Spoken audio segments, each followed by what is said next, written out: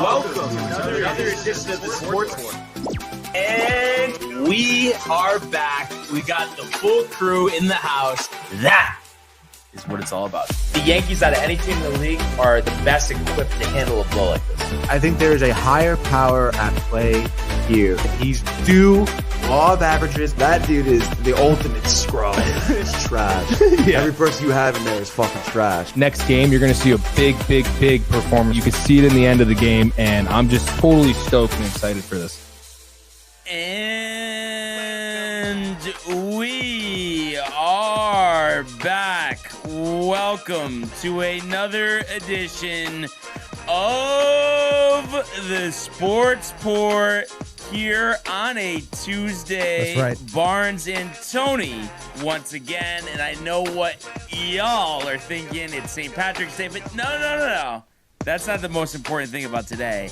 It is Joshua Burgos' birthday. Dude. Happy birthday to Josh B. Happy birthday, Josh B, dude. Not a day older than 25. We all know that, dude.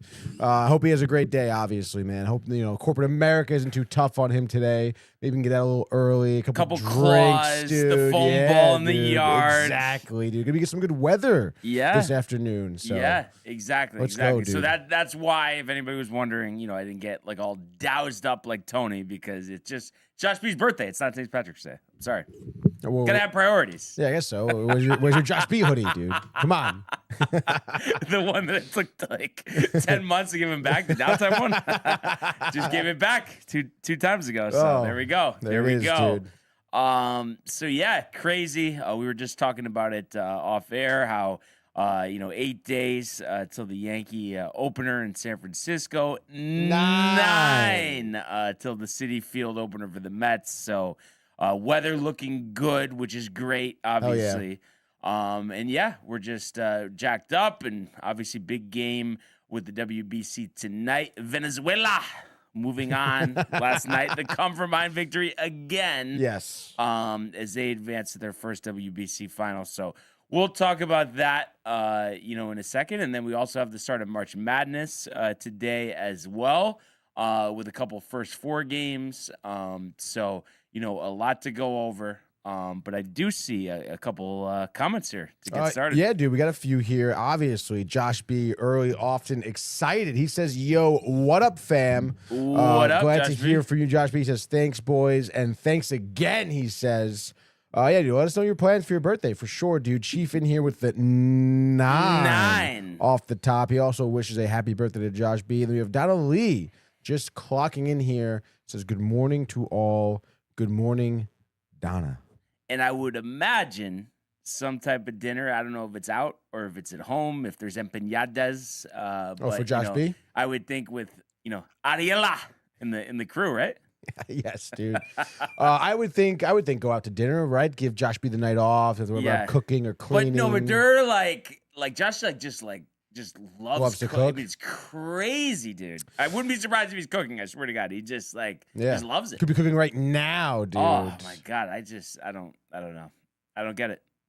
I know, it's like with you, for instance, and like your mother or what Josh makes. No, you guys make good stuff, but process, I don't know. There's just not enough time in the day. It just eats up chunks. Oh, it definitely does, dude. That is for Especially sure. if it's made right. Yeah. You know what I mean? Of course, it's not dude. rushed and I'm starving, just gonna put it on the, whatever, on the stovetop. Yeah, no. There has to be some thought to it. Oh yeah, dude. Some focus, man. Yes, dialed in, locked in.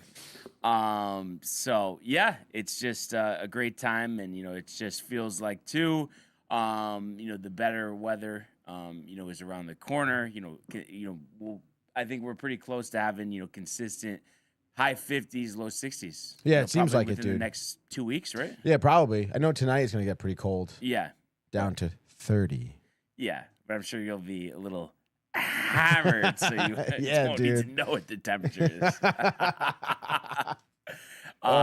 Is it a Guinness night for you? Oh yeah, dude. The car bombs. Absolutely. The car bombs in hand, Guinness. Wow. Let's go, dude. This is the day. Yeah. Everyone stocks Guinness. It was funny. I guess he's a little older, so you understand a little bit. But I was listening to MLB Network Radio in the car this morning. Steve Phillips didn't know what a car bomb was. Really? Yeah. That's kind of crazy. He said, "Oh, I hope we're not getting political." Oh, wow, dude. Isn't that nuts that he would be that, out of touch? Yeah, that would be, because I feel like it's pretty popular, especially around now. I mean, it's like it's not like it's a new thing either. It maybe it's not anymore, but you just look at his, just his face is very red. Like, at one point, I'm sure with, the affairs and stuff, I feel like he was getting hammered regularly. Yeah, I guess. Right? Apparently not from car bombs, though, Yeah. I guess. No, but right, though? Yeah, maybe not absolutely, dude. anymore. I think he's kind of, It dialed it back. kind of like a born-again Christian type of thing. Is he actually now? I know he Maybe. really Is kind of changed religious? his ways Yeah, after yeah. that because he lost his job at ESPN, obviously the family. Yeah. Not good. Crazy how that just seems to rear its ugly head, right? Yeah, people keep bringing it up, dude. I don't know, man. And Donna says she's not a fan of cooking, but then no way. I don't know if that has to do with cooking or something else. But Phillips, maybe? I don't know. yeah, but it's just a lot. It's just a lot. You know what else is crazy? Because of the weather like we had yesterday, my parents were supposed to fly back from Florida. Right. Couldn't do it. Extra day? Not extra day. No. Rented a car, drove to North Carolina because my mother, since me and my dad are going to be in New Orleans, figured, I'll take a long weekend, go see my sister in North Carolina. So they just drove there, and then she's just going to fly back like she normally would, and then my dad will fly back from there, tomorrow. Right. Yeah. Oh, wow. So they Okay. had to stay somewhere else in North Carolina that's like 4 hours away. So I talked to them. I talked to them earlier this morning. They were about to head out. Stayed at the Hampton Inn last night. And they were making jokes about how I used to be obsessed with Hampton Inns growing up. We always used to stay in them or on the whatever. On the way to Myrtle Beach in Florida.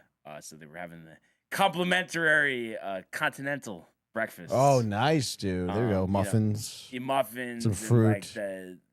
You make your own waffle. Oh, there we go. The waffle maker. Yeah. It's funny how some restaurants, some hotels will do different continentals. I've seen some pretty good ones, dude. Like cinnamon rolls. Obviously the eggs, sausage. Yeah, the but potatoes, usually it's the bare egg, the bones. powdered eggs. Yeah, the powdered eggs. Usually the best thing, honestly, is the waffle if they have it. Yeah. Other than that, dude. the bagels are just. I know, cheap, whatever, Thompson. Yeah, I'd just rather not have them. Yeah, exactly, dude. Yeah. Yeah, but you make your own waffle, make it a little bit gooey the waffle, too. I mean, just have Oh 3 my waffles, gosh, it'll dude. be okay. So good, dude. Yeah. So good. I can go for a waffle right now. Yeah. Not gonna lie. Yeah. Shouldn't that make it? I dude? never Some have it syrup, anymore. dude. Never have them. Yeah, I couldn't tell you the last time I had a waffle. Honestly. Growing up, would you have the Belgian variety or just the regular Bisquick or whatever homemade batter? I don't know. No, yeah. If my parents were doing pancakes, yeah, it'd be the I guess it's Bisquick, right? Where you just pour the water, you shake it up, and then you got the batter. But for waffles, typically just the Eggo waffle. Eggo waffle, interesting. You know what I used to like? I don't know if if you remember these or you had them back in the day, but the Eggo waffles. No. And they used to be filled with strawberry jelly. Really, dude? So good. That does honestly. sound good, dude. I used to like the Dunker ones. They used to give it the strips of it. And the you used to French just dunk toast, it. though? No, it was waffle. Eggo had the waffle one. okay, They had French I used toast to get ones that too. French toast. But Those are kind of the French. I don't Really? know. You think about homemade French toast, it's yeah, not true. really that. I used to really enjoy the French toast ones from BK. The strips. You ever get Never those? had those. Never Really, had those. dude? Never was a big K person. Oh man, you gotta try them, dude. The breakfast, dude, really good. Those, French toast, get the hash browns. I feel like the Burger King, the McDonald's. I always was kind of the Taco Bell. Just always turned off by those places. Yeah, I don't know about Taco Bell, Wendy's, but maybe. McDonald's though for breakfast though. You ever the McGriddle? No, I don't. Donut? Maybe once, maybe. I don't think I've ever. Yeah, it's so good. This that. But I don't know. To me, just McDonald's seems disgusting. Weren't they serving tumors in their chicken at some point? It's why the hell would I ever get something there? Tumors in the chicken? I Yeah. don't know. There was some fucked up shit going on there. Wow. The slime and all that. No, thank you. All right. Yeah. Sure. Go to Dutch's. Do it right. Never done Dutch's breakfast. Go to Bill's. Never went to Bill's. I think. Yeah. So, right? No. Do it. Do it now. Oh man. But and then you know what else I was noticing, and it's not because I know I always kind of poke fun at Rick and Dave with the subject matter. And you got Grassa in. Oh yeah, dude. For Rick, right? Yeah. No, it was for Dave. Dave. For Dave. But I flip back and forth between them and the fan. And again, all football talk. It's like baseball's around the corner. Like football, like can wait. Yeah, dude, they had Mel on today for a big segment, the draft, the mock stuff. Nauseating. But you know who probably is nauseating right now is Anthony Brander. Do we have the volume? Do we do a check on I'm the gonna volume double today? check for sure. Let's get a check on that. What's going on, Chief? Not much is going on, gentlemen. Dude, big day for you, huh? Absolutely. Well, obviously, first and foremost, happy birthday to the big fudge, Josh B. Oh, of course, But, yeah, hopefully we'll get the win tonight for him. I gotta tell you though, I don't know if you guys watched the game last night. I was a little shocked, like with them pulling Nola as fast as they did, especially like I don't know if you guys knew or not, but like they obviously had their pitch count limits, right? In the original, like in the opening stage, and then like come out to the knockout rounds, like they actually don't have a limit, so like they could go. You know what I mean? Like, I thought it was like it's really unlimited. I thought it just went from 60 to 80. No, like the knockout stage, they don't have a limit. Like they're allowed to go as long as they want. It was just at the beginning there because their major concern was like they don't want them throwing fucking 9 innings on the first game of the WBC when they're not used to throwing that much. Like they want them to be able to ramp up their arms. So like that's why like you've seen these guys like they've gone a little bit further and further.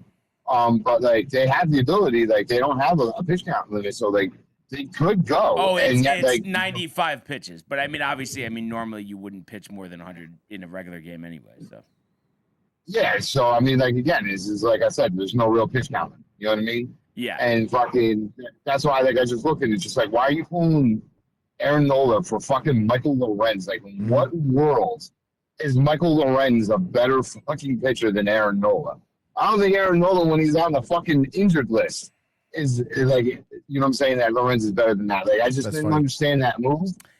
And like, it just. But you know what it is? They gave that game away last night. No, but you know what it is, and I've mentioned this before. All of that is predicated on direction from the Phillies. You know what I mean? It's like this is part of his ramp up for the season. That's why this tournament, I keep saying to them, I know it's been exciting, the fans, but it's just not the right time. And like how Skubal couldn't pitch again because it didn't line up with his days. You know, that's the issue, Chief. I guarantee that's what it was. Yeah, but you know what though? But like this is my thing, right? I understand that Skubal's 29. Okay, but then like you turn around and you have a guy like Paul Skeens who's 23 years old. Bro, I'm about to like Josh just turned 43 today. I'm about to be 41. Wow. Like we're talking about guys that are 23 and 29 years old. Like bro, you got the world by the balls at that age. Like what is there like? Oh, it's not his days. Like what the fuck is that?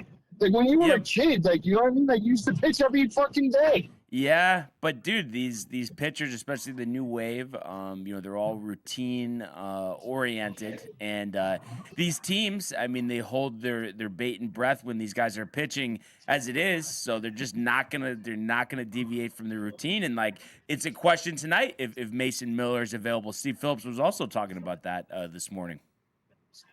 No, I know. I seen that actually. I seen that report yesterday that they said there's a possibility that he might not be able to play. Which is fine. Just put Bednar in that spot. You know what I mean? But I feel like though, but I'm trying to think though. Who are the I mean, obviously we know Timmy Hill can get a couple outs, but who else is like going to set up? Well, I mean, you still have Garrett Whitlock. I mean, like, he was fucking fantastic. So Whitlock, like, yes. So I mean, like, if worse comes to worse, like, I mean, you could at least let him go too if you had to. I mean, at the end of the day, what the fuck does Mark DeRosa care? Ain't his player. Mm-hmm. Yeah. Like. But because I was just listening to them, but that's maybe the Mark DeRosa or the players themselves maybe won't even talk about it, but that's a lot like I said with Lorenzen. It's like this stuff is behind the scenes. There's a directive, Tony, something. Directive? I don't know. Direct correlation? Is that what you're trying to say? I don't know. No. Just like what I meant was there was an order from the team how the players are going to be used. Like it's not up to Mark DeRosa and Team USA. Right. Direction? Yeah, I mean, like, there's always that. There's always that. I'm just not saying. Directive. Directive. Directive. Oh, how about this? How about this? My mother in the car. There we go. Says, Hi, Brian, in South Carolina, on our way to Jennifer's, coming in good from the car. There we go. So good to have my parents listening, and I know safely. they had a great time in Tampa. Unfortunately, they couldn't bring home some Yankee wins, but spring training. So obviously, the real games start, Mom. 8 days opening day. So I know you're going to be keyed in on the couch. I might have to take an hour to get Netflix up because that's where they're going to broadcast it. But I know you're going to be dialed in, and it's a directive. Directive. There we go. There we go, Chief. There we go. But so it's interesting. Like, is in your eyes, Chief? Because I'm just thinking about this. There's been some talk about extending the All-Star break during the middle of the season. Do you think there's a better time than right now for this tournament, or no? I like yes and no. Like, one could say, like, is it better suited for them to play at the end of the season? Because then now, like, you're not worried about guys being ramped up. Like, you're not worried about anybody going extracurricular before they're supposed to. So, like, but then you do have the situation where you have a lot of these guys that are going to be, I guess, cold. You know what I'm saying? Because they're on teams that didn't make the playoffs, or you got eliminated from the playoffs early. So, like, come to the end of the World Series, you know what I'm saying? Like, and then now, like, obviously you're not going to just start it up right away because you're going to want the World Series team is going to need a little bit of a breather because they just finished playing. So, like, it's just, I mean, you do come into that play, like, in the middle of the year, could you do that? I guess, yeah. Like, I mean, if you did the All-Star break, like, maybe you extend it out a couple of weeks and pull back some of the games instead of 162, make it, like, 140 maybe. And do it in the middle of the year. I guess there's always that's always an option. Is that an option? They're not gonna, because of I don't TV think they would do that. contracts. Yeah, there's they're no not way. gonna reduce the Number amount of games. Yeah. And then Ernie, which I actually want to get to one of his comments, but first he says more chance of getting hurt if they do it after the season. But also he was talking about Venezuela's going to shock the world. And I'm not going to lie. I had to give, this is a little facetious, I'll admit it, but I had to give Ernie credit for something because obviously going into this, me naysaying, what does it even mean? Mm-hmm. But Ernie's kind of anti-Team USA, empanada ridden type of rhetoric has gotten me a little fired up, Chief. I'm not going to lie, for the U.S. to get it done. Oh, let's go, dude. Silence Ernie. It's not always better in Puerto Rico, okay? So I'm around for us to take it home, honestly. I want Ernie to sit down with this stuff because enough is enough, right, Chief? Yeah, bro, listen, I was actually just talking. It was strange enough, you know what I'm saying? Kev do, agreeing with me. Who would ever thought we see the day, but, is, you know what I'm saying? Ernie, was all team Puerto Rico because he was born in Puerto Rico. I have zero problem with that. You know what I'm saying? You're from there, you're born there, represent your country. You know what I'm saying? Right.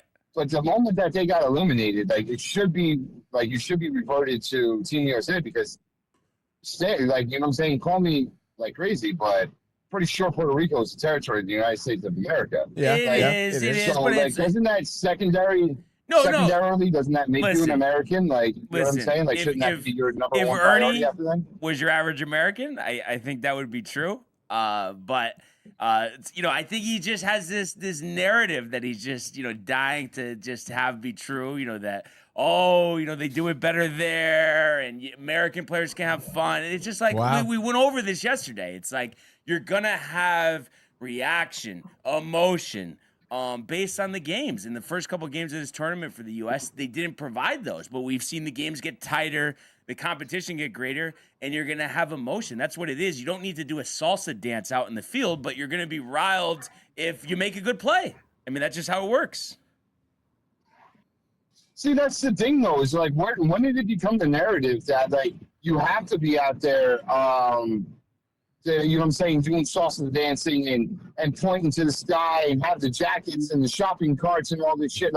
Why do you have to do that in order for you to be technically celebrating? You know what I'm saying? Right. Or for you to be pumped up about what's going on around you. You know what I'm saying? You don't have to, because you know this just as much as I do. One of the most emotionless people in the entire world is Garrett Cole. Right. You know what I mean? Guys just lock the fuck in all the time, when he's pitching. The dude just doesn't show anything. So when he does show it, it's holy shit. You know what I mean? You really don't expect that out of him. But, that's what, I kind of feel what the American mentality is, though, is that, there's nothing for us to fucking celebrate. We didn't win. Like, you know what I mean? Like, I'm not going to celebrate that we made it out of the group pool with fucking Brazil and Great Britain. Like, you know what I mean? Like, what do you do about that? So, like, I'm not excited that I beat Canada, that, like, their number one sport is hockey. Right. Like, you know what I'm saying? We should be beating them. We should be beating all of these guys. Like, so there's nothing to fucking celebrate. We celebrate tonight after we whoop that Spanish ass. You know what I mean? Wow. Yeah, no, exactly. And also, too, it's like there's different types of emotion and celebration. It's like, what is more ice in the veins chilling than Garrett Cole staring walking off the mound after a big strikeout? I think we're gonna get Ernie on here. Yeah, hold on a second. I'll merge the calls. Sure he has a lot to say. Merge. Hold on. Stand by. All right. There we go. We got both on the line here. Ernie's in the house. Yo, what's up, man? All right, if you guys can give me a grace of just a couple minutes, I'll really couple break it down minute for you. straight. Wow. I mean, maybe a couple comments. I don't know, a couple minutes straight. I mean, Like, shit, right? Like, did you buy it? What the fuck? You guys have been ripping off the mouth. I didn't call in yesterday. This is 2 straight days. So let me break it down to you, okay? You guys might not know this, but somebody who has played international ball in some of these countries and in mostly Spanish-speaking countries, I will explain to you why it is this way. Most Hispanic players believe that they just play better ball than American players. I don't care if you guys don't like that statement, if you don't think it fits, if you don't think it's real, it doesn't matter. That's how we feel. So, in tournaments like this, there's a couple of things into play. The American cockiness of the American athlete. You guys are the best at every sport. Everything you do, you're the best. That is what is viewed from anybody that is not American born. If anybody that's not born here. So that's how it's viewed. You guys are too cocky. So for us, it's a pride sense that we can beat you when you think you have the team you've ever had. If a Hispanic speaking country can beat you, and I am a Hispanic speaking person with a Hispanic bloodline, then yes, I'm going to root for the Dominican Republic versus the United States once Puerto Rico got eliminated. Guess when I would have rooted for the United States? If Italy, it would have been Italy versus USA. Sure, no problem. Let's go USA. But until it's a Spanish speaking country team that's going to continue to play against y'all, I'm going to continue to root for them. Japan versus USA, I rooted for USA. Yeah, but I don't understand though. Like, I don't understand your logic there though, because you just said that the U.S. is cocky, like, and like that we're better or whatever and shit like that. But like, wouldn't you say like that it would be more or less the Spanish teams that seem like they're more cocky with the extravagant fucking celebrations? Like, it's just, you know what I'm saying? Like, it's like act like you've been here before. You know what I'm saying? Like, it's just that word, like, to me, that's cocky. Like, being out there, like, doing the shit with the jacket and like taking group photos and shit like that after a home run, like, that's cocky. That's fun. That's not cocky. That's fun. That's enjoying what you're doing. That's playing a kid's game. This is what we do at the end of the day. You're playing a kid's game. This is a kid's game. Baseball is a kid's game. This is for the kid. Like, it's fun. It's supposed to be that. You're supposed to have. Yeah, but when you No. Honestly,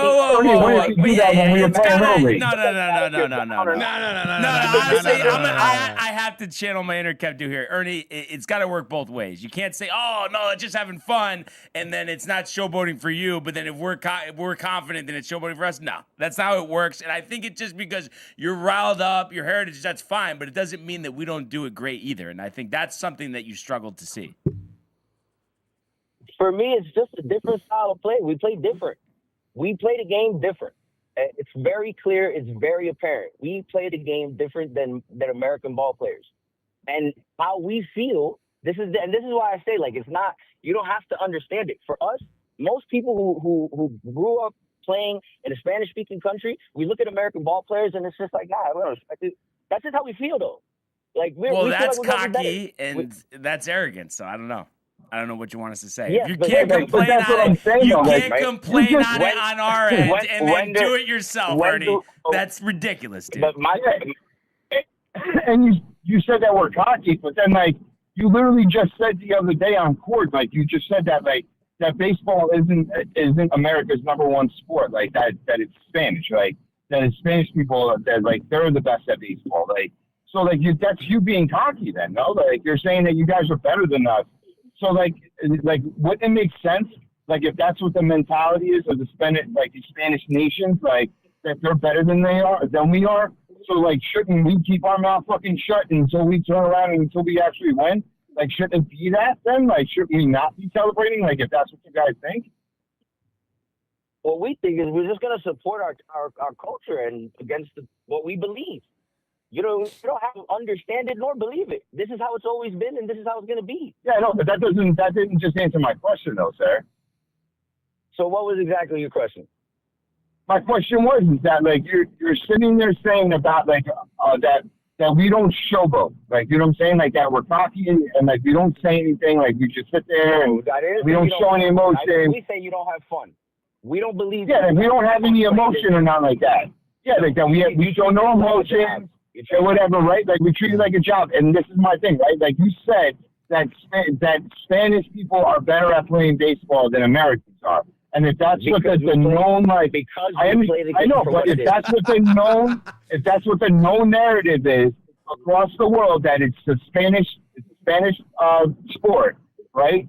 So shouldn't we keep our emotions in check and take care of business? And once business is taken care of, then show the emotion. Shouldn't that be the way that you go about it? Like, why are we showboating and fucking celebrating if you guys seem to think that you guys are the best in the world at this, like, so then why are we showboating? We should be waiting until we take care of business and then we celebrate. Like, we're doing it proper then, no? In your view, yes, you are. In our view, no. In our view, if you think you're the best, then you are the best, and you have the greatest World Baseball Classic team of all time, then you guys, whether you're winning 15-0, whether you're winning 8-0, whether you're winning 5-3, and you should be having a blast. Those games that you pull up in, but you just said that it's known worldwide that it's a Spanish sport. No, that Spanish players play the game better than American players. That to me is known. Yeah, so that's what I'm saying. So like if that's what the narrative is across the world, like why are we celebrating until we actually take care of business? And then how many of the Spanish nations do we take out in the process? Like, you know what I mean? Like, that's you're the right to be able to say that. And Ernie, come on. Like, you're already on your second backup team here. It's a stretch, dude. Like, I hate to tell you, but it is, dude. It's just like we've proven that we're better than these teams, and you're just. But then you just keep going on with it. It's like, dude, like if they were so good, they would be in the championship. They're not. So it's just like I don't know what you want to say. But they are though, a Spanish-speaking country. Yeah, but come on, it just I don't know. I'm a little disappointed at you honestly, because like you're sending us these pictures, Team Puerto Rico, all this pride, and then you're on your second backup team in 2 days. There's something that's not authentic about that. I'm sorry, it's just not. Listen, it is very authentic. Here's the authenticness that I can say it in. Yo voy a apoyar cualquier equipo que hable español. You see that connection there? That's the connection. Like it's sorry. For you guys to hear the connection. Let me say it in English. I'm going to support any team that speaks Spanish. How hard is that to understand? Because you're just doing everything that you're complaining about what we're doing. Oh, it's better because it's Spanish. And, they play better. And it's just like, well, don't complain about us being, but don't complain about us being cocky and then do it yourself, like Ernie. I'm sorry, you're not making any sense, dude. I'm sorry, you're not. Well, here's the funny point. The only thing I've actually ever said is I'm going to root for the team that speaks Spanish because I'm Spanish. And I think that Spanish ball players play better than American ball players. That's all I've been saying. Haven't said a bad word about the American ball players. No, but you contradicted yourself, though. That's the thing. It just... No. You did, That's not a contradiction. That's you said, the way Spanish with the swag, and then it's like, yes, but then you're complaining. Exactly what I just said. But then you're complaining about what we're doing. No, I'm sorry. We have to. This could just go back and forth forever. You were complaining. You said it. You can't. You said they were showboating and then cocky. You said it. You said that they're cocky, arrogant. You said that. Don't say you didn't say it. That's all I said. No, you said that they're cocky. You said that we were cocky. You did say that. And that's not having fun. Cocky, not having fun. The guys have been on their feet every big hit, every big play. Okay, you don't need to do the salsa dance in between pitches. Come on, bro. The crazy thing is, Hold on. I'm saying, Ernie, you're a fucking diehard Yankee fan, just like me and Barnes. And even on top of it, Tony, who's not a Yankee fan, I can guarantee you can speak to this as well. I can guarantee that we can all agree that Aaron Judge doesn't show emotion when he hits home runs when he's with the Yankees. Right? You don't do it. Yeah, not who he is. Right? You don't do that, though. You don't do it, right? But did he not? Both times that he hit a home run in this World Baseball Classic, did he not show emotion towards the dugout after he hit the home run? Did he not? Like, you know what I mean? Like, so like you can't gained more respect. Actually, gained more respect for Aaron Judge because he said that the WBC is actually more exciting than the World Series. I gained more respect for him saying that of anything. I have nothing to say about Aaron Judge anymore after hearing that. Yo, word, I agree. Listen. Yeah, well, I mean, like, he probably got paid to say that. No, he didn't. We could go on with this forever, fellas. But I think it's gonna be a great game tonight. Let's go USA. And listen, we'll have this conversation, another time. But good stuff. Appreciate both of you guys calling in. And we'll be in touch. Love you, Chief. I love you too, brother. Hashtag Downtime TV. Hashtag CA. Hashtag Velvet Llama. That shit's delicious.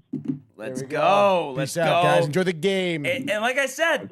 I mean, credit where credit's due. The red, white, and blue has been brought out for me. Yeah, there we go, I'm actually really excited to watch this game tonight. Pride I'm and not true. gonna lie. We'll talk about this. So actually, let's just go to the world of Major League Baseball.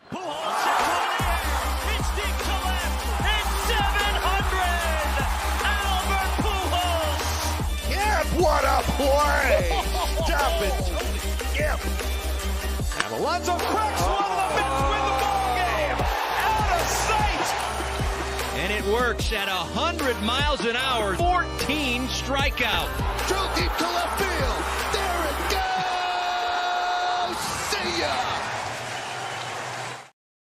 All right. So today's MLB segment is brought to you by Velvet Llama, premium canned cocktails crafted by NYC bartenders with a playful spirit. Enjoy the reward-winning espresso martini with Italian espresso and chocolate notes, crisp mezcal mule with Nigerian ginger, or the spicy margarita with organic agave and jalapeno. These ready-to-drink treats are made with the finest ingredients. Grab yours at velvetllama.com and ride the smooth wave with Velvet Llama. Obviously, we already talked about the Venezuela game last night, the comeback win. They were down 2-1, I think, in the fifth, or 2-0 in the fourth or third inning. End up winning 4-2.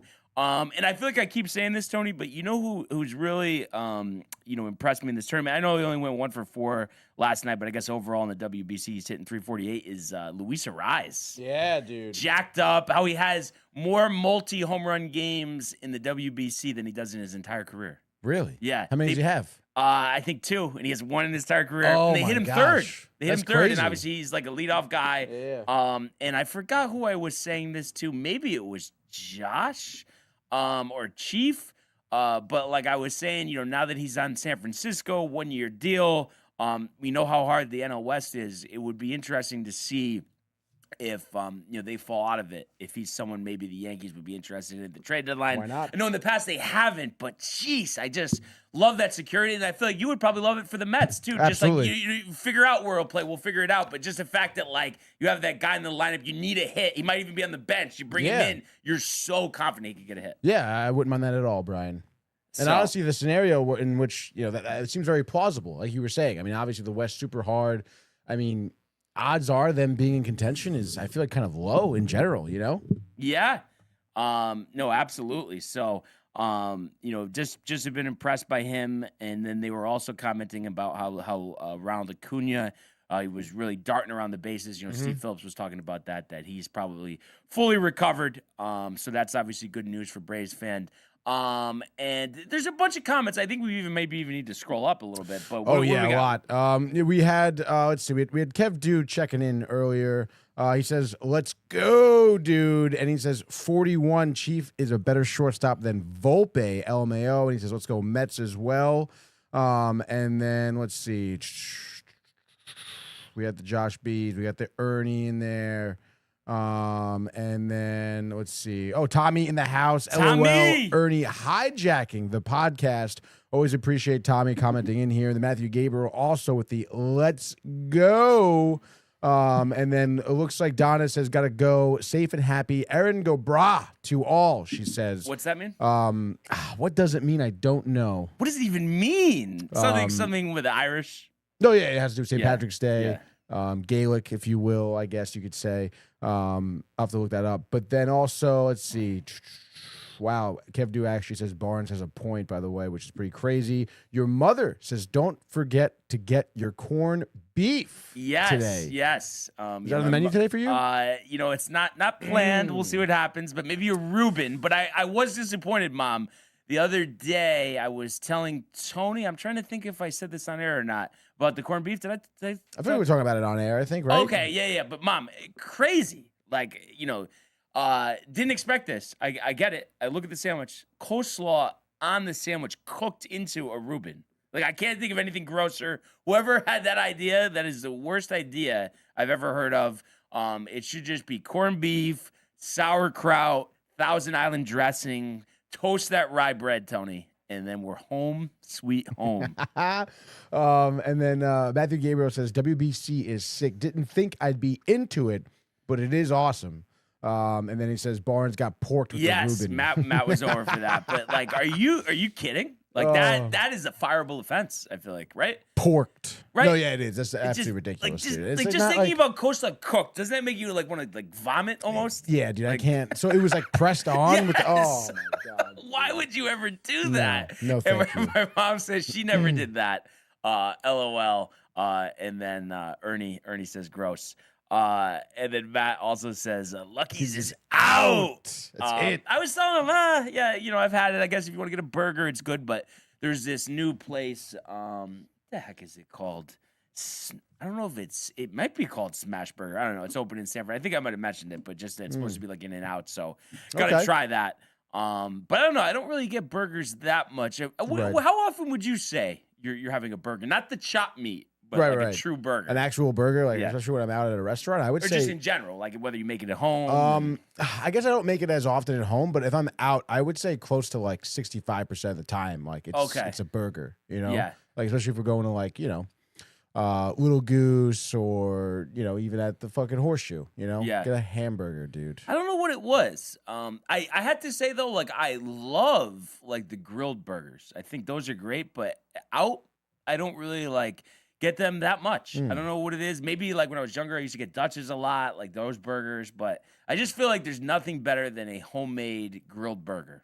No, you're not wrong there, dude. Off the barbecue, nice and fresh, hot, juicy. Cook it the way you want it. And then Matthew says if we're doing burgers, it happens to be Flipside, which is my favorite place. He's being facetious. Flipside is not my favorite place. But I will say last time I went there, it was tolerable. Yeah, I feel like for a burger, it's fine. Yeah, it's fine. My mother says, don't forget the cabbage. And I don't know about the cabbage. I can't even think about the last time I actually had cabbage. I'm not going to lie. I like cabbage. Yeah, I don't know. I feel like it's just kind of blah, Yeah, no, I can see that. I mean, when I was younger, I didn't really like the cabbage. Yeah. But now that I'm older, I've gotten a palate for it. A palate for the cabbage. Now, do you believe, because I know I asked you about this, I think yesterday, but now we're here. Obviously, got to revisit the question again that Nolan McLean has the palate for the start tonight. Team USA obviously didn't go well last time. Different opponent this time. Bigger circumstances this time. I mean, you think he's like, are you expecting like 5 shutout innings? Honestly, yeah. Or like 5 innings, 1 earned run maybe, or something like that. I mean, a lot of people were talking about how, he's never pitched on a stage like this before, yada, yada, which is true.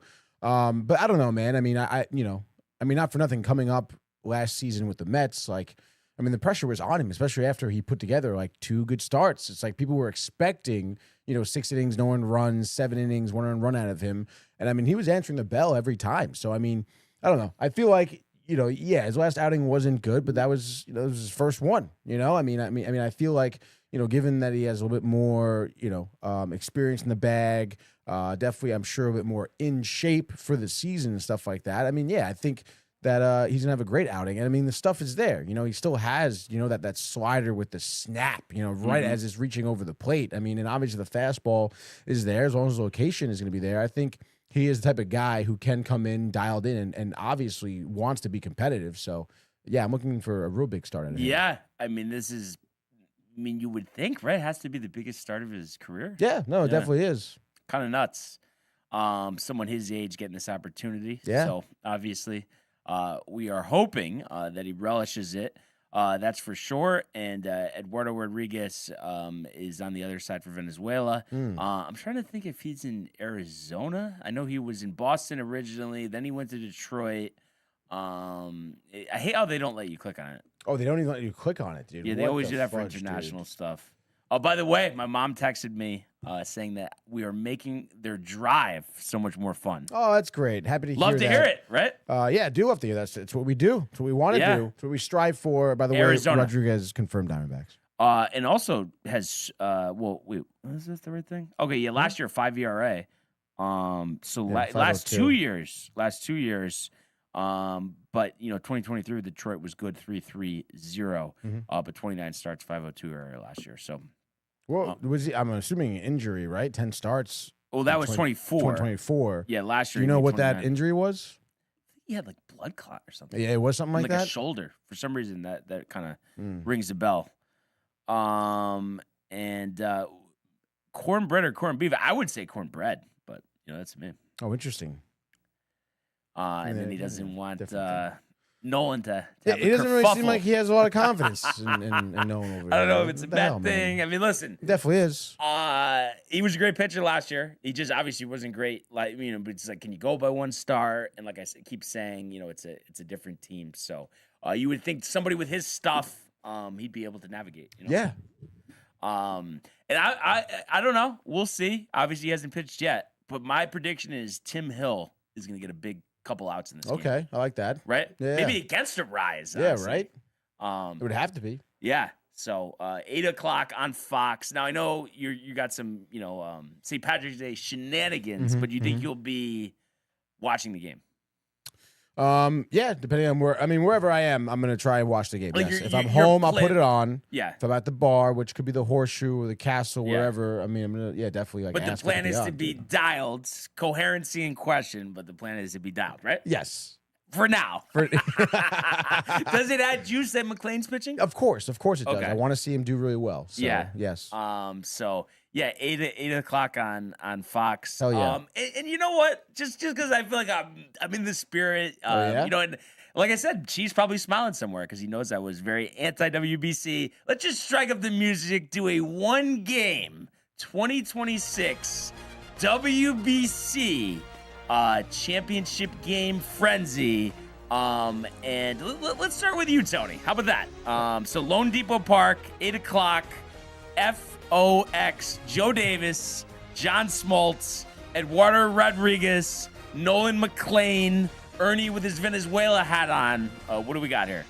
I mean, it's pretty simple here. USA, I think, is going to mop the floor a little bit. I could see the first few innings being competitive. Maybe Rodriguez comes out there, you know, pitches pretty well. You know, a lot of maybe USA bats chasing balls out of the zone, but they make the adjustments, and obviously McLean puts them in the exact position they need to in order to take the lead. I'm going to say, I don't know, maybe 5th inning, Judge, first homer, okay?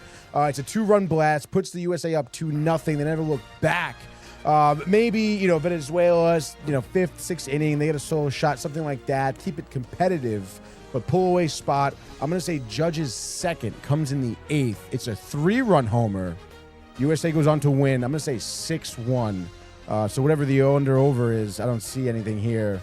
I would imagine that is the over, I would think, right? Yeah, we'll look it up. Yeah. And also, I mean, I would rush to those kiosks right now to put in Aaron Judge for a WBC MVP, Right. based on a 2-home run performance Hell yeah, in a dude. championship game.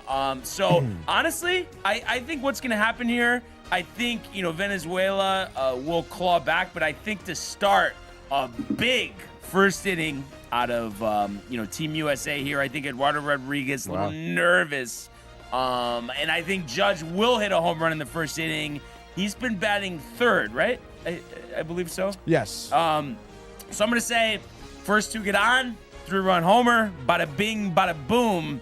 And I think that sets the tone for the rest of the game. I think Nolan McLean, like you said, 5 innings, 1 earned, and why not 9 strikeouts. We turn it over to the bullpen. Maybe 6 innings, 7 innings. Maybe they score 2 runs, make it 5-3. Maybe Tim Hill comes in to get a rise out, bases loaded, gets a double play, something like that. Maybe in the 7th. And then we finish out. I think maybe Mason Miller unavailable. So they go to Whitlock and then have David Bednar, like he's going to do 39 times this year for the Yankees. Close it out. Team USA champions once again. So we're going to say they will win by the score of 5-3. And just like that, that's your 2026 WBC Classic championship frenzy. Over under is 8.5, by the way. So we're 8.5, both on the under. Yes, just under. So yeah, hope it provides some theater. And then yesterday, as we know, Chief had told us, Yankees got rained out, but are in Port Charlotte today. And I think actually lineups are already out. And Will Warren, in the way that, even though Will Warren, gets a little nervous, but listen, Matthew, Will Warren has pitched great this spring. It is just a spring, but Luis Gil has looked horrible. We're down a couple guys. Will Warren's important. Will Warren, probably the way he's pitched, deserves to be our 3rd starter, start the 3rd game, after Schlittler. And I would go, even though Weathers has gotten knocked around his last 2 times, I would have him 4th and have Hill 5th. I just do not like what I've seen out of Luis Gil. And you could skip his first start due to off days to start the season. That would be my plan. We'll see what happens. But we'll see how Warren navigates. He's opposed by Ryan Pipois. And the Yankee lineup is Grisham in center, Rice at DH, Jason Dominguez in left, McMahon at short, DeYoung at second, JC Escada at catcher, as well as Cabrera at third, Schumann in right, and Seth Brown rounding out the Yankee order at first base. And then for the Tampa Rays, Yandy Diaz leading off, Jonathan Aranda at first, Junior Caminero at third, Cedric Mullins in center, Jake Fraley in right, Gavin Lux at second, and then Fiducia catching, Williamson at short, and Joey DeLuca in left field. And, Matthew says, what time is the game? I was just going to look. It's 1:05 on Gotham, despite being in Port Charlotte, road game. So we'll have that Rays feed. And he says, heel sucks, dude. I'm definitely going to watch. I still can't move. Yeah, crazy. The fever. And I was fortunate. I guess, maybe it was just sitting arrangement, but came over on Saturday. I feel great. Feel like an ox, Tony. Yeah, dude. Sure, Matthew's getting a good chuckle right now, dude. Oh, it's all about you, right? So no, I'm looking forward to it. Just so pumped for the season, and I know, Matt's so pumped to be at opening day with us. I know he's a little distraught that he can't make it to the Mets one, but he's. I still can't believe this, man. Honestly, come on, you're Matthew. Yeah, I mean, you're calling the fix or something. I was sure. The kibosh, the kibosh, dude. Oh my gosh, Matthew, come on, dude. You can. I know you can do it. All right, I know you can do this. I'm begging you. No, but honestly, if we did film it, him sitting next to me, Mets opener, I mean, it would be like, I think it would go viral. I think honestly. It could, dude. Absolutely. Jesus. And then he says, that's funny, huh? Yeah. Tony, what do you want me to do? Let's go to the fucking game, Matthew. Oh, man. So that's what we got. But yeah, like I said, I'm just pumped for the season. It's going to be a great one. I know that. And now I can't take the time because of this shit with the being sick. Yeah. And I don't know what he's gonna say. Dude, let's get out of here. I guess is what I'm assuming. It must he's gonna say. We'll see. But yeah, no, this is gonna be great. And I'm trying to think about this. So there's no Japan series this year. No, I don't think so. Yeah. No, but the last couple there has been. It's been 2 in a row. Remember the first 2 years ago, I remember watching it while we were doing the show. Mm-hmm. Oh, that's right, dude. The early start. Yeah. And then he says, go to another one during the year. Yeah, you know what? I think it would be a good opportunity. He could go to the Mets tailgate. He could sit next to Ernie, talk about Team USA, right? That'd be good. He'd take Michael Bunke's spot this year. And then he says, I want to go. It'll be hilarious. Never been to city. So that is good stuff. But and then our fantasy draft too, Tony. That's right. Sunday. Yeah, that's right. Oh, it's this Sunday. I have another one. I'm gonna have to go laptop in hand on the way back from the airport. I have to have my dad drive. Whoa. Because I think we land 6:40. Drafts at 7:30. LaGuardia. But by the time you get to the car and everything, hot spot on the laptop. Wow, dude. But yeah, no, I'm excited. I'm so glad Chief took control. I'd rather he let than go to that tailgate.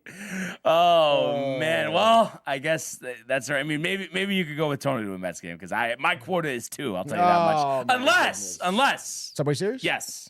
Then we. But is it? I know Yankees. It's for 9/11. Yeah, Yankees are the 9/11 I don't know if one. it's July for the Mets. Maybe? Yeah, I think something like probably that. Right. Yeah. Where's Michael K? Where's Where's K, Peter? dude? You gonna box him, Matt?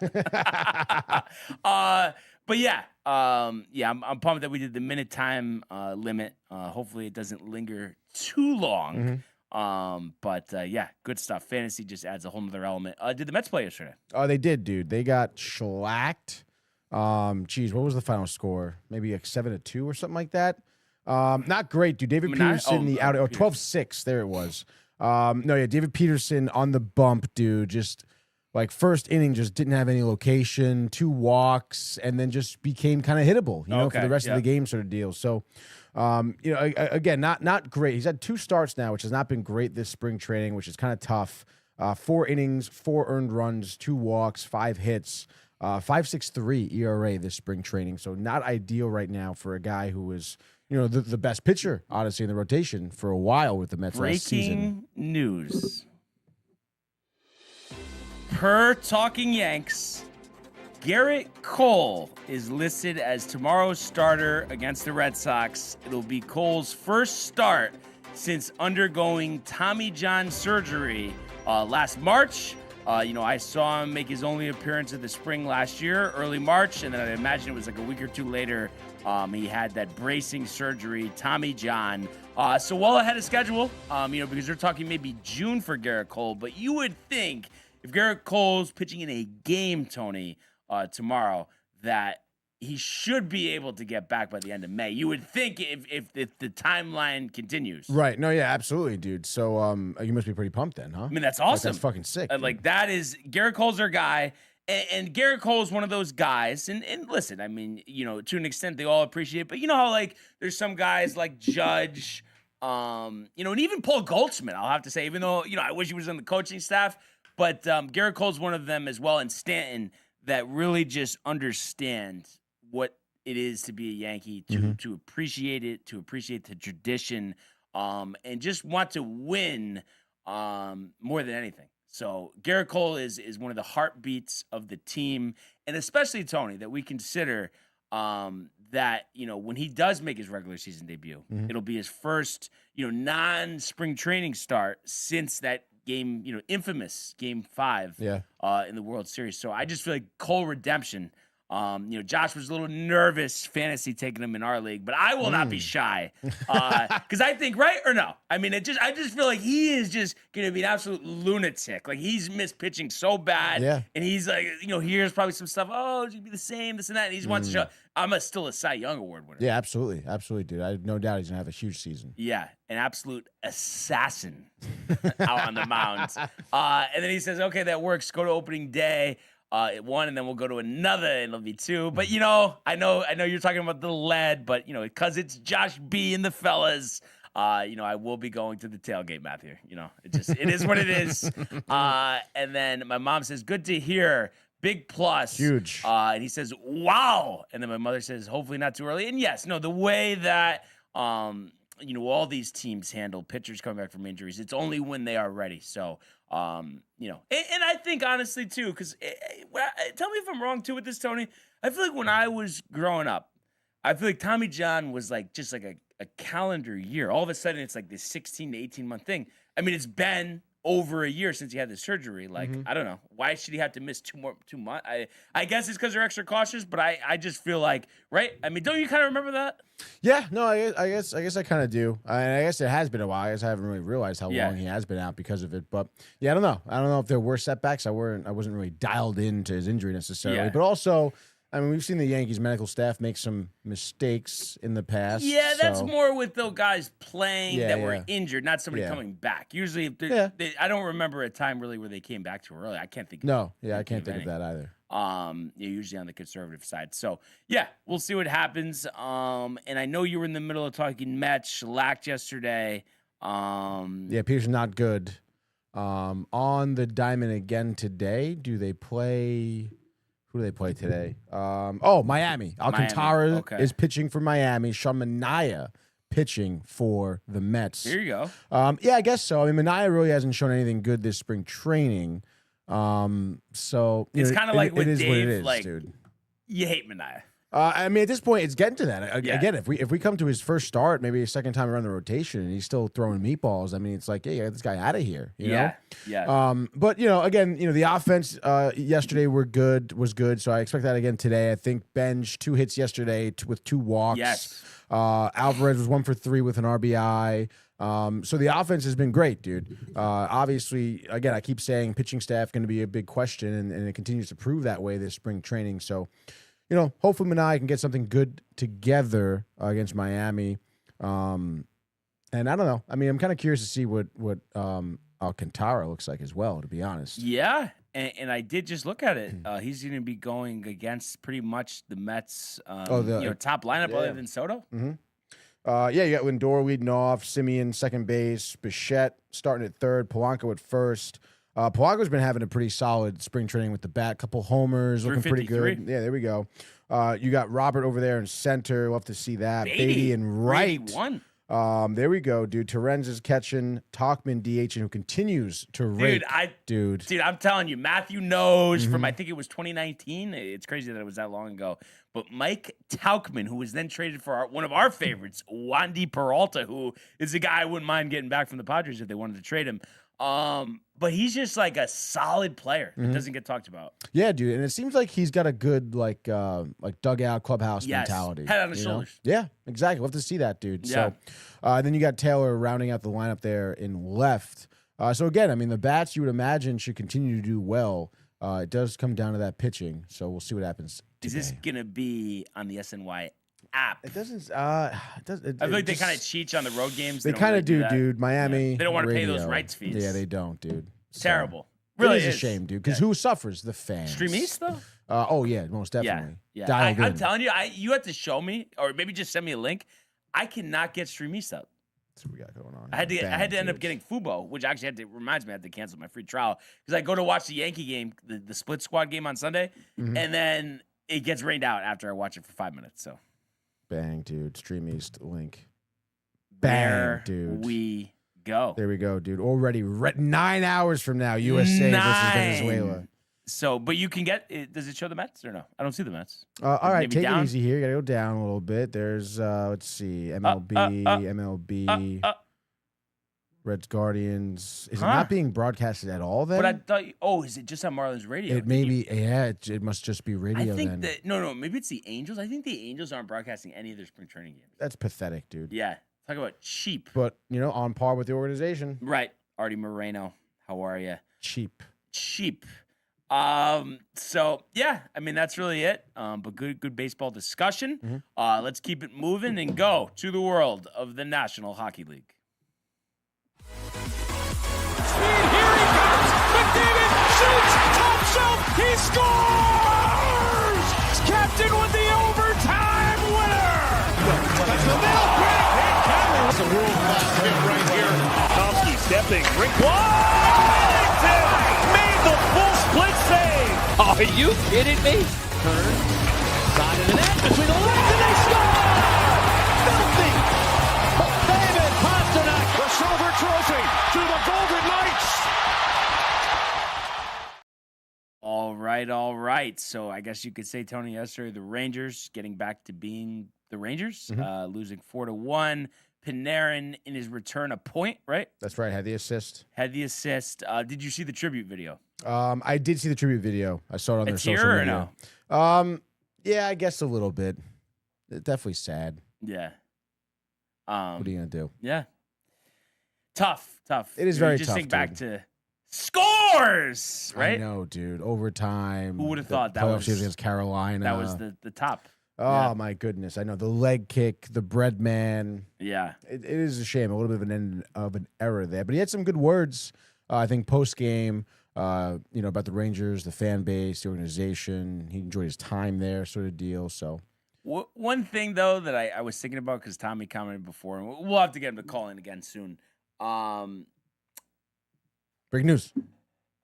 No, just my mom texted me. I didn't know what she was saying, but anyway, so with our discussion yesterday, I'm really like trying to understand it with you guys, and to me, I still can't get past it. It seems like it's a attachment thing with Igor.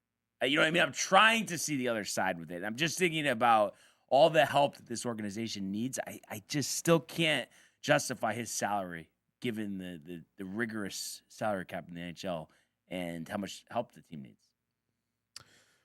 Listen, again, kind of going back to what we were saying yesterday. I mean, it's not like you're not wrong in the sense where trading Igor would bring obviously a ton of assets, right, to your organization. I just feel like we need help. I don't know. I mean, because again, I kind of want to believe that a lot of the assets we have now can still be like milked for talent. Again, having the way Gabe is kind of quickly maturing into a significant role in the team, and you have yourself set up. I mean, Mika's having a great year. You're gonna have that tenacity and veteran mentality from Trocheck next season. It does seem like Miller is working a little bit better with the squad and with the rest of the players in the roster. I mean, even just watching him yesterday during the game, I mean, he was having excessive amounts of communication with people, it seems, and it does seem like he's liked. So I don't know, man. I still want to lean on Igor and say that guy is a bedrock of your organization, and like trade him away would be pretty crazy. I mean, it would like that is honestly like that. Like, then that's like rebuild sort of deal, which you're kind of not in. But you kind of need to be. Right? I mean, how are you? How do you get to hoisting that trophy from this group of players? Like, are you asking me if they could? No, I'm saying about how would you even? That's why, like, you know what I mean? You're saying, well, not a rebuild, but it's like, well, I just can't. I don't have a vision with this team that. Well, I mean, I don't think. I mean, obviously, again, the roster, no doubt, needs help. But I mean, again, I feel like trading Igor. Yes, you're gonna get a ton of assets and that help you need. But I feel like there's other ways to achieve that help rather than trading away Igor. So, what is that way? Well, that's kind of wanted to make the point, but yeah. We'll see if they ever entertain that. But yeah, yesterday was flat, like they've been all season. At the Garden, Trocheck, the only goal there, 14th on a power play. Mm-hmm. Mika and Foxy in on the assist, and Igor 80 save percentage with the 22 of 26, earning. Come on, Tony. I mean, I'm just reading off stats. I don't know why you're looking at me like that. Oh, yeah. And then he says, shake my head. Kev says, Ranger will get better. I got faith. And then Tommy says, nice video for Bread. Mm-hmm. Great moment between Quick and Kopitar yesterday. So, yeah. And then I have to say, shock of the day, we were talking about the parlay possibilities. 7-2. How did that happen, huh? Yeah, Malkin. 2 goals and an assist. There we go. Carlson with 3 points as well. That was the shocker, but we knew Detroit. They hammered him. John Pollock. And how did we do on the picks? I went 1-3, and you went 3-1. How about that, dude? So you're new leader in the clubhouse. That's right, dude. There finally is a leader. I'm 27-27. You are 29-25. 29-25. All right, and a nice slate tonight, which we appreciate. So I would say strike up the music. I know you have first pick, and let's do another edition of the Frozen Frenzy here on a Tuesday. All right. So Brian said it, a nice big slate, some solid competition here. I know we have a couple heavy favorites, I suppose, as well. Where are you going to go? Who are you going to take? Minnesota against Chicago. I know Islanders is tempting too, but Maple Leafs actually, I guess we'll do that, dude. Why not? Let's go to Toronto right now. Scotia Bank tonight, 7 p.m. Islanders are coming into town, and they're going to be routing the Maple Leafs, I believe. Over-under here is 5.5. Obviously, we know there's some good goaltending on both sides. Sorokin, Wall, obviously, for the Maple Leafs here. But without an Austin Matthews, Toronto is not going to have a good time. They've dropped 3 of their last 5. Surprise win against Minnesota the other day, but that's not going to happen here. Last time these two teams faced looked like it was in January 3rd. Islanders won in overtime. No need for overtime tonight. I would say, let's see, who's hot right now? I mean, I guess maybe a Jean Gabriel Pajot goal is imminent tonight, dude. Perhaps even an Anders Lee as well. A couple of the, I guess, not so usual suspects, I think, getting into the mix here. Obviously facilitated by the Barzals and the Schaefers of the team.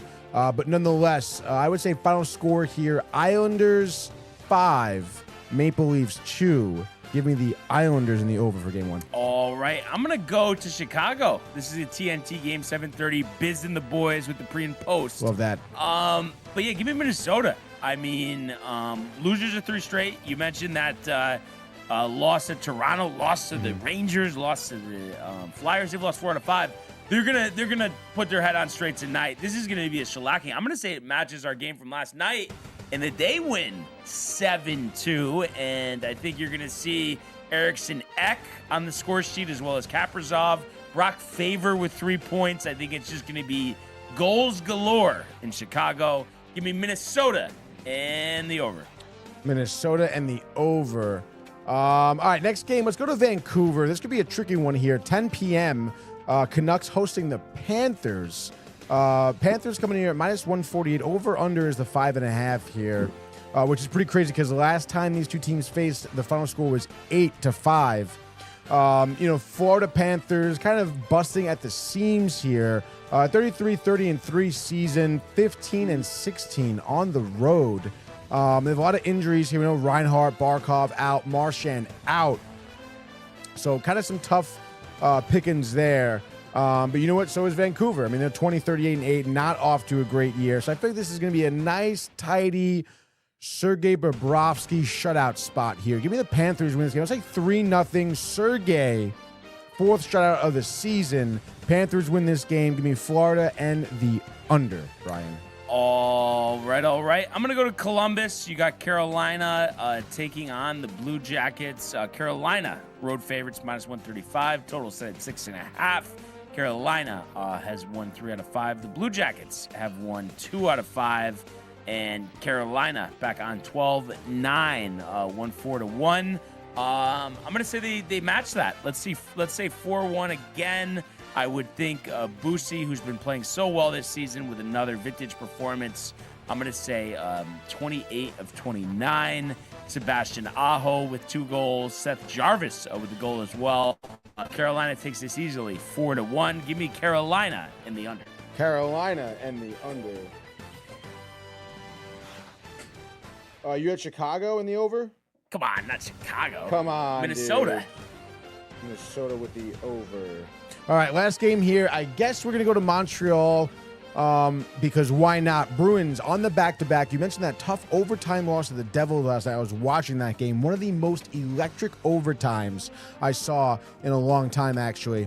But the Bruins took that tough L, and they're probably going to take another one tonight. I know you're thinking, wow, Tony, see Bruins plus money here in Montreal, could snag it. I don't see that happening tonight, dude. I say the Montreal Canadiens tie up this regular season series at 2 after suffering back-to-back losses from San Jose and Anaheim.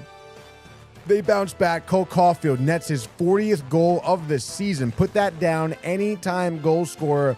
Maybe Lane Hudson, 2 assists on the night. Canadiens go on to win this game. I'm going to say 4-2, so it'll be Montreal with the under. All right. So third game, final game here. I guess I'm gonna go to Winnipeg.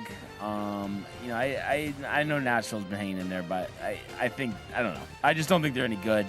And Mr. Team USA himself, Connor Hellebuck, I'm gonna say shutout to give the Jets the season sweep over the Preds. And Jets have won 3 out of 5. The Preds have won 2 out of 5. So we're going to say 38 of 38 for Hellebuck. They win 3-0. Give me the Jets and the under. And just like that, Frozen Frenzy here on a Tuesday. And we get the grid up. Kind of an interesting grid you'll see in a second, Tony. So obviously there's a lot of different places to go. But I do have some good ones. And obviously we want your input here as well. But starting at the top, I don't know if you have something better, but I had Donaldson at 3. Donaldson at 3 for top left? Yeah. Okay. I mean, we could do Bart. You think Bart would be high? So I had him Atlanta, Washington at 5, but again, if there's somebody better for that spot. We can do Mark DeRosa for Atlanta, Washington. Do it that way. Nice. And then, Bart there. You want to do Bart here? Yeah. And then we can do Donaldson for the next one? Brandon's 1%. Who? Russell Brandon. Oh, Russell Brandon. Yeah, and I even have a better one. The second one. And then right next to him, Sandy Alomar, 0.7. Oh, let's go, dude. Good call. Whoa. Sandy Alomar. 07. 07, there it is. Below him, Anthony Rendon, 2%. Wow, there we go. And then I also have Gary Sheffield, 2,000 hits for the Braves, 2%. I love that. That's huge. So then, yeah. Oh, wait, I'm sorry. You say for the Braves? I just put him in Milwaukee. I had him for the Braves, so I guess we'll think he was 2% of the Braves, but we'll take his 5 on Milwaukee. Who'd you have for Milwaukee? I didn't. Yeah, I didn't either. I don't know. I wouldn't. So it I kind of guess works probably, out, I guess. Yeah, it probably works out. Wow. Breaking news. Per Adam Schefter.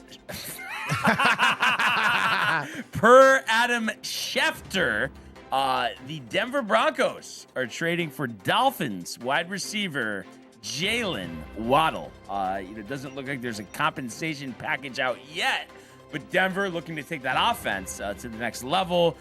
Improve Bo Nix's offensive game, and they go with Jalen Waddle. I think it's a great move. That's huge For the Denver Broncos. Yeah. I think Jalen Waddle is an excellent receiver, and getting him out of Miami, I think only elevates his game that was already at a high level to begin with. Absolutely, dude. Peyton's going to be happy. Yes, the offensive wizard that he is. So just wanted to get that out there. Nice, dude. So yeah, we got to think about the Braves. I was trying to think, do you think David Justice has 2,000 hits? I kind of feel like he does. I was just going to say that. But let me just make sure. I want to say yes. I feel like he's a guy that's kind of underrated, right? Or no? Yeah, I guess so. I mean, No, he didn't do it. Oh, never but mind, right, then. I still feel like he's no, but in all seriousness, right or no? No, yeah, I do agree with that, dude. Was he good with the Yankees? He was good. Yeah, he didn't play that much. It was like a season and a half, but he was good. I'm trying to think about. I mean, you think Freeman would be high? Kind of. I was just trying to think of somebody like a little from older back in the day. Yeah. Yeah. Like other not Chipper random Jones. nondescript guys that were on the Braves. Obviously, Andrew didn't. Neither did Javi Lopez. Like, who hit for average with the Braves? Like a Terry Pendleton? Like, I don't think so, right? I mean, that sounds right. No, Terry Good check. Pendleton. I don't know how good he was. The name just sounds familiar. Probably has like 1,000 hits or something. 900. No way. No, I don't know. 1897, close. But no cigar. Or Fred McGriff, says Josh Mark B. Teixeira. Teixeira? I'm gonna just make sure. Fred McGriff? Teixeira will be very low, but let me just make sure. Let's see here. Bada bing, bada boom. No, god damn it, bro. Fred McGriff. Do we know? Yeah, I think he had 3,000 hits, right? Right? Yeah, just do it. Josh B on his birthday? Josh B on his birthday. 4%. There we go, dude. So two more. You want to do Gary Carter for over here? Sure. 0.1. The Brewers and the Nats. Dead nuts is tough, dude. No Marisnik. No Brad Rich Hill, Hands. no Brad Hand, no Diekman. No Evgeny Kuznetsov. I don't know, dude. Or even back with the Expos. Pitchers. I don't know why this category seems so tough. Maybe it's not as tough as we think, but Tyler Clippard, I don't think was on the Brewers. No. Like starting pitchers. Yeah, dude, I don't even know. Not Joe Blanton.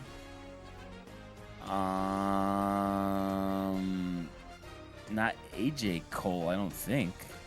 Make sure, but no.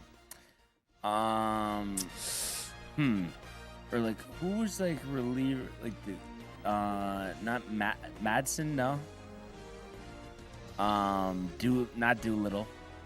Sean Doolittle? No, he's never on the Brewers. Like I can't believe we had to look up a baseball one. That feels just so embarrassing. Is it a I don't know for sure. Jesse Orosco? Maybe Jesse Orosco?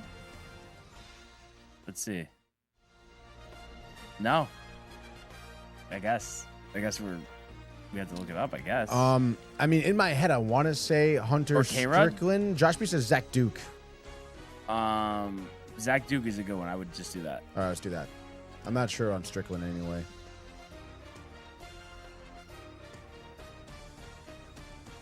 Zach Duke for 0.7.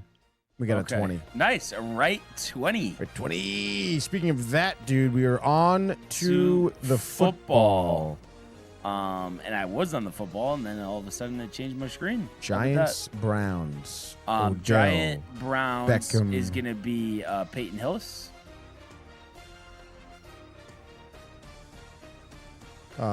Jeremy Shockey. Come on, Giants, Saints.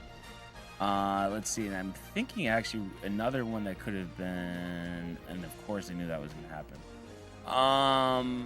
All right. Well, I'll have to go back to that. Let's see here. Was Shockey on the Raiders at one point? No, Shockey. I don't think Shockey was on any other team, to be honest. No, he's on the Saints, I thought. He was on the Saints, but that's the only team I remember him being on. Oh, yeah? All right, let's see. I think we could do Giants, Saints, John Carney. 1%. I feel like we've had that one. Sounds familiar. And then I think below him, let me just make sure. On Odell Beckham. Come on. Alec Ogletree. 4% for Ogletree. He was, let's see here. So 10 rushing touchdowns. Is the deuce loose? Yeah. 16%. I'm just trying to think of who would be better. It's not Reggie Bush. Even if it is Kamara, it's probably higher. Jamal Williams did his damage with the Lions. Yeah, I guess just do Deuce McAllister. For which one? For the Saints.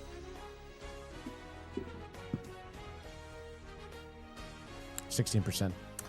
The deuce. Okay, Raiders and the Rams. The Raiders and I feel like the Raiders and the Browns. Not Clowney. Wide receiver. And also the Browns. So who did the Browns have a running back a little ways back? Obviously Chubb, but last year they had a bunch of guys. But before that, okay, yes. Josh was talking the Saints. Yeah. Deuce, Kamara, Ingram, only 3. I knew LOL. Not Lawrence. Saints, Raiders. Not Jacoby Myers. Quarterbacks. Jameis Winston. Obviously, Derek Carr. Maybe too high. Aaron Brooks, though, we could do dead nuts. Okay. Aaron Brooks. 6% dead nuts. Let's go. Let's Let's go. I don't know why I can't think about the 10. Okay, well, let's see. The Rams 10 rushing touchdowns. I don't think C.J. Anderson, but who do they have after Marshall fucked the heads? I guess Steven Jackson. Yeah, Steven Jackson for the Rams.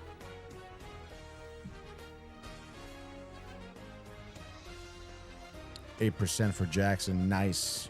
Okay. And let's see. Rams Raiders. I don't know if it's a tight end or a quarterback. Oh, Jimmy G. Let's see how high that is. Probably too high, but 26. Oh.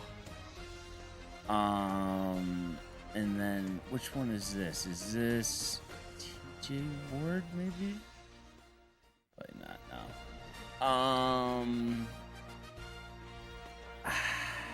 And the Browns. It's annoying me though that there's just one guy. There's somebody that got traded to the Browns. Pro Bowl running back, and I just can't think of who it is. You want me to look it up? Yeah, I guess. Browns with the 10 rushing? No. Just do Browns Raiders to start. Then I'll try to think of something in the meantime.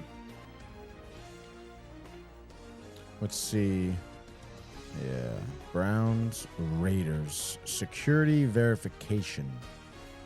I am a human.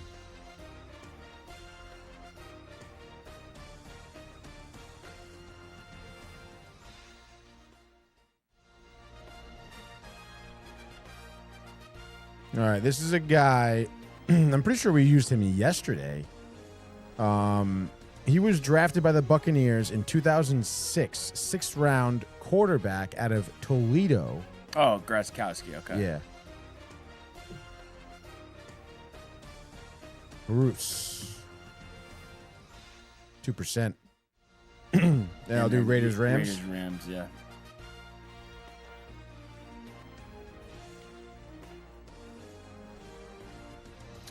Browns touchdowns. Josh B says Trent Richardson, which we also could have done for Raiders Browns, I think. Yeah? Yeah, it's 2%. Good call, Josh.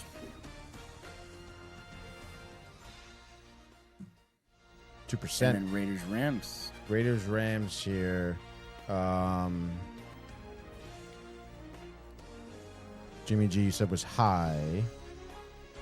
Not Mark Bolger. There's only 2 other quarterbacks. This guy looks like he was in 09. Well, this is interesting. This is a quarterback. Seemingly a bust because he only spent 8 years in the NFL. However, he was the 19th overall pick in 2003 by the Baltimore Ravens out of Cal. Oh, Kyle Bowler. Yeah. I didn't know he played on the Rams. Okay. Looks like he was on the St. Louis 09. 9. Had 4 starts with them, dude.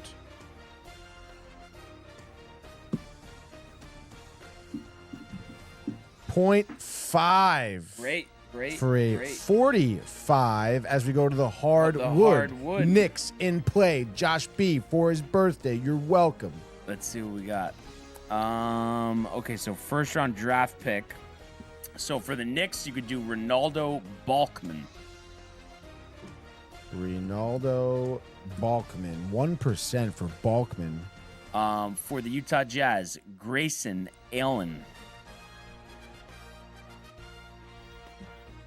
.5. And for the Phoenix Suns, The Matrix. Sean Marion. Oh, that's right. He spells his name different. There it is. .8. Okay. And then let's see. So the Knicks. Kristaps Porzingis. Jeremy Lin, but is that hey? Oh no, he didn't play on the Wizards. Okay, I don't know why I was thinking he did. Porzingis. Let's see. Wasn't it a Flalo? I believe. Just make sure. A Flalo. Yes. For the The no, Nuts? No. Oh. Knicks and the Magic. Who is it? Aaron Aflalo. How do you spell it? AFFALO. Oh, yeah, there it is. Aaron with A-R-R. And I believe below him we could do Trevor Ariza, who we also could have done for Magic Knicks. Yes. Josh B gave us a dead nuts. Austin Rivers. Is that who it is? Yeah.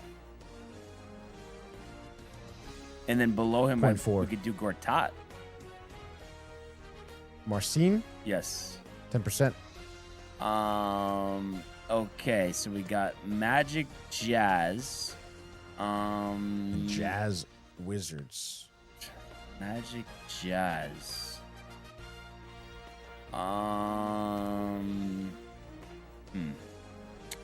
Or Wizards, Jazz. Wizards, Jazz. Is it Trey Burke? Yes. Wizards Jazz? Yeah. 4%. All right, For so Burke. Magic and Jazz.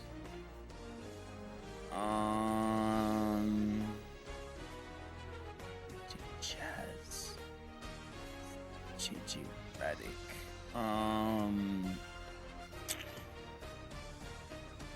Jazz Wiz Chris Humphries. Wow, another name we used yesterday. Oh, Jazz Wiz. Oh, Jazz Wiz, never mind. Yep, he said he was too slow. Too slow. I read that part, still didn't get it. I guess just okay, look Josh. up Jazz Magic. I'll try to think about it in the interim, but In the interim.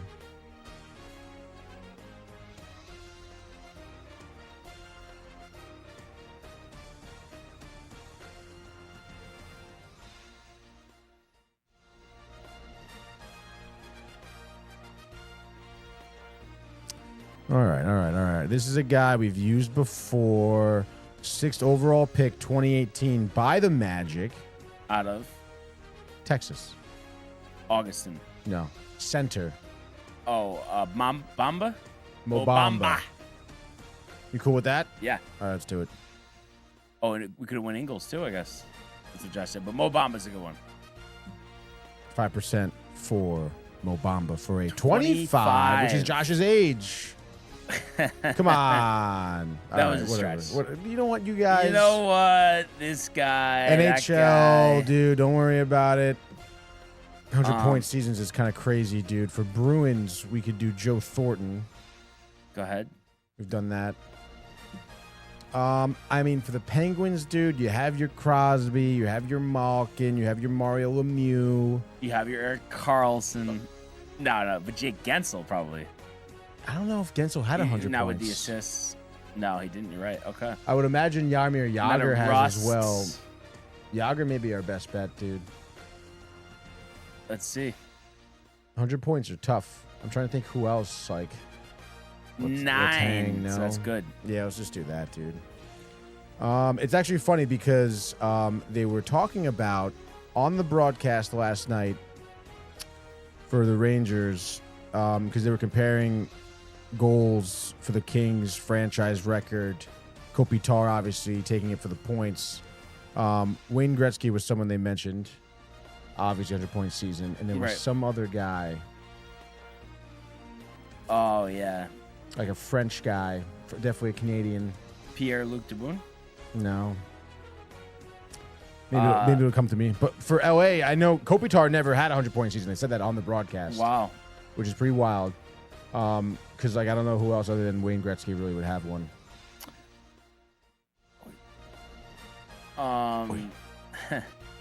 Yeah, I got a couple, but they're high, like 21, 13, 20 for Carolina and Penguins, Carolina Bruins, and Senators and Bruins.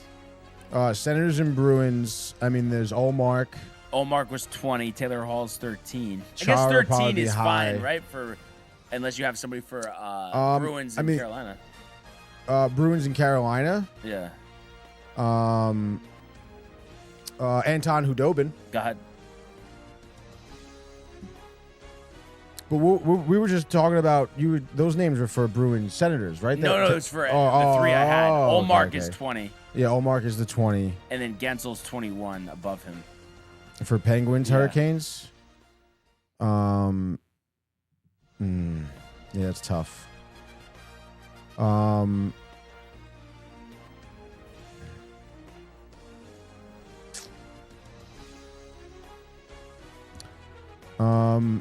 Well, for Bruins Senators, we can do Korpisalo. Okay. Let's do Korpisalo. Korpisalo. All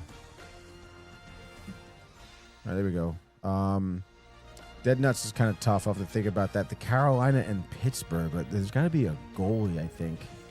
But let's do Sean. We can do Sean Burke for Hartford and LA, 4%. We can do Talbot next to him. Any help? Nope, no help from the people in the crowd.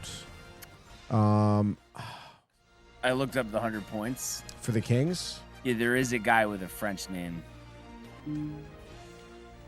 Oh, and by the way, the compensation for Waddle is the 30th overall pick, and I guess some other subsequent picks. Seems kind of light. A little bit, yeah. Interesting. Down year, a little injury last year, but yeah, but still come in his on, dude, prime. you kidding me? I don't know if you're gonna get it though. Never heard of this guy. Played in the 70s. Yeah, that's definitely what they were saying on the broadcast. Damn, dude, I don't know. And then there's a guy who has almost the same name as a very famous comedian, or talk show host from back in the day. Talk shows from back in the day. Yeah, his like name is almost night? identical. Yes, he's the same Like last name. Johnny Carson? Yes, but not Johnny, but very close. Jimmy. Yes, Carson. Jimmy Carson. Jimmy Carson for Hurricanes Pittsburgh? No, Or for LA 100 points. Oh, really? Yeah. Jimmy Carson. Never heard of him. No. From Michigan. Second overall pick in 1986. So you're going to say 89. No, 86 year. That was a good year, 86. All right, so let's see. Penguins and... There's got to be a goalie. I'm trying to think of this dude. I'm pretty sure he was traded from Carolina to Pittsburgh. And it's like a guy we know. It's a guy we've known. There's a guy who was a Ranger, though, who was Senators and Penguins. Back in, like, the early 2000s. Goalie? No. Derek Brassard? No. He was early 2000s? God damn it. This thing is What's going on over there? Okay. He was a right winger, left-handed shot, and which with the Rangers he was on the Rangers Stanley Cup team. Carl Hagelin. No. Wait, Stanley Cup team? Oh, from the 90s. Yeah. Oh, He was shit. there from 92 to 97, then was traded to Pittsburgh, came back to the Rangers in 02. Russian? Is he a Russian Yes. guy? Oh, shit. I know who this is. Born in Togolidi, USSR. Oh, fuck. Rangers dude. first rounder, 91 Yeah, draft, yeah, 15th yes, overall, yes. 6'2", 222. His nickname is AK-27. That doesn't fucking help at all with the name. It should. Kovalchuk. Alec Kovalchuk? Kovalev. Kovalev.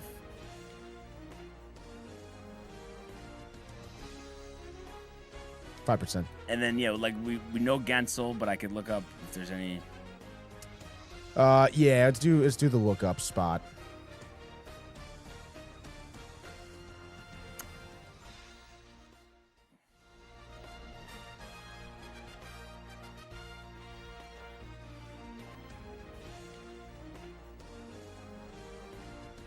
Okay. There's a guy currently on the team who's currently on Carolina that's been there a while. Currently, Or no. I'm actually. I guess he has. Yeah, he started with the Penguins and went to the Hurricanes, but I feel like he's gonna be way too high. Let's see. We have some goalies, maybe? Goalies? No, he's a forward. But for the Do we have goalie, goalies? there's a goalie. Okay. As recently as last year was on the Penguins, but was with Carolina 2016 2017 to 2021 as a backup, and this guy played in 76 games last year with the Penguins. Kind of a longer last name. It's another. He's on the Sharks now. Is it Nedeljkovic? Yes. Something. Yeah, Yes, yeah. Alex. Is it Alex again? Yeah. Those Russians love that. All right, 2%, dude. There Nice. we go. The right 40. We'll take the 40, dude. Which doesn't really something that adds up to 40, but that's whatever, dude. All right, well, fine. We'll take it. We're good. We're all good here. Yeah. Just like that, dude. Good addition of the grids. And then, I mentioned this yesterday. NCAA tournament first 4. UMBC versus Howard. Howard, 1.5 point favorite, 141.5. Just for nostalgia, I'll go with UMBC. You can never forget that win over Virginia. I was actually watching that with Matt at Joe's old girlfriend's spot in Stanford, which is kind of nuts. Wow. And then Texas and NC State. I'll go with Archie Miller. But Texas is a 1.5 point favorite, total 158.5. So we'll have to see what happens there. Mm-hmm. And then the Knicks Pacers. That is 7:30. Feels like the Knicks always have a game on St. Patrick's Day. They wear the green jerseys. Very nice. 15.5 point favorites. I mean, they lost in Indiana earlier this year, or even I think at the Garden. Give me the Pacers, even though they're 15 and 53. Jesus. But who the hell knows, right? Yeah, that's right. But yeah, and then I guess that's really it, Tony. But Michael Butka, the this, the that. Gotta stop hating on announcers, Michael. Okay. Right? Mm-hmm. I think that should be his, like, I don't know. I'm trying to think of the right word. But it's because it's not a New Year's resolution because we're in March, but right. That should be his homework assignment. Yeah, homework assignment's good. Yeah. It's like It's a tough job out there. yeah, he just so like sat on like there'll only be a couple guys. Like, give guys a chance. Yeah. Okay. The Lakers, are the Lakers playing tonight? I don't know how I exit out. 6 straight wins. Let's see. I have it up, and they are not playing tonight. No. But good to hear from Michael Bucket anyway when he's not talking smack. They're in Houston tomorrow. So let's see, 9:30 on ESPN. Yeah, back in the day, that was Yao and Shaq. Rockets, pretty solid year. Yeah. And Michael, I don't agree. He says announcers are what makes sports moments so magical. It's true, Barnes. We don't know it. I love Nance Harlan, Doc Scully, all my favorite legends. I mean, it's just like a really good game. I'm sorry, Michael, but the last thing I'm thinking about is the announcer. And I know Tony feels the same way. Absolutely. Unless it's Sam Rosen on a power play goal. I got to say, dude, that, Kenny. And what's his name? It's not true, Michael, by the way. I do. No, disagree. Barnes, it's true, he says. You can't disagree with me on this. Dave Maloney. Dave Maloney, dude. He last night, dude. And the Rangers. And he said he got like some guys. Oh, some dude on some dude in the Kings. He was like, oh yeah, he's born in New Jersey and he's from he went to Princeton. And then like 2 minutes later, it turns out he's actually went to Harvard. Actually, it's like, dude, like. So all the time with him, and he's just like ranting on, and it's just, oh my God, like put the bottle down. It's kind of like Michael Buckner right now that wants to go on and about Kenny Albert being a bust, which is actually something that probably Tony would agree with you on. I wouldn't say bust, but it's just you don't like it for the Rangers, but I think he's good at. He's all right. He's versed in all these sports. He is. He's Michael, you gotta let it go. You gotta let it go. But yeah, so that's really it. Obviously, big show tomorrow. We'll get into the bracket, but then also, PGA? The Valspar. That's right, dude. As well as recapping that USA Championship game, against Venezuela.